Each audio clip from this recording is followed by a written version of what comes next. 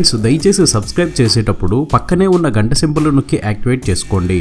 అలాగే already subscribe చేసిన వాళ్ళు కూడా బెల్ బటన్ నొక్కడం మర్చిపోకండి. ప్రస్తుతం ఎక్కువగా ఇబ్బంది పెడుతున్న సమస్యలో కిడ్నీ ఫెయిల్యూర్ ఒకటి.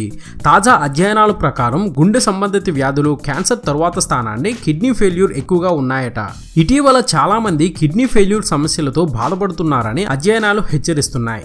దీనికి ప్రధాన కారణం లైఫ్ స్టైల్, అనారోగ్యకర ఆహారపు అలవాట్లేనని ఈ స్టడీస్ చెబుతున్నాయి. Fatty acids, high cholesterol foods regular గా తీసుకోవడం వల్ల కిడ్నీలపై భారం ఎక్కువవుతోంది.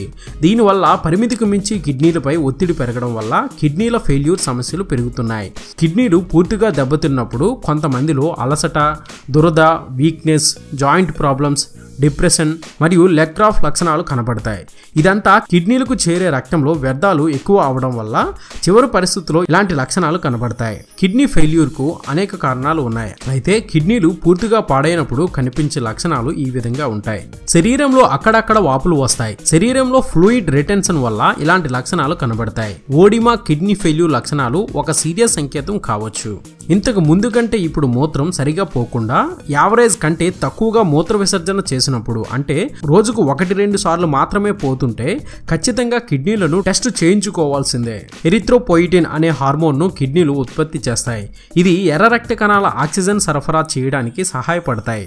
కిడ్నీలో ఎరిథ్రోపోయిటిన్ తక్కువగా ఉన్నప్పుడు రెడ్ బ్లడ్ సెల్స్ ని తగ్గిస్తాయి. ఫలితంగా రక్తహీనతకు గురి చేస్తుంది. రక్తంలో ఆక్సిజన్ సరఫరా తగ్గినప్పుడు నీరసము మరియు తీవ్రమైన అలసటకు గురి చేస్తుంది. ఇది అప్డేట్. మరొక ఇంట్రెస్టింగ్ వీడియోతో మీ ముందుకు వచ్చేస్తాను. ఇలా ఎన్నో కొత్త విషయాలను మనకు తెలియజేస్తున్న మన విఆర్ మీడియా యూట్యూబ్ ఛానల్ ని సబ్స్క్రైబ్ చేయండి, మమ్మల్ని ప్రోత్సహించండి. Please subscribe and thank you.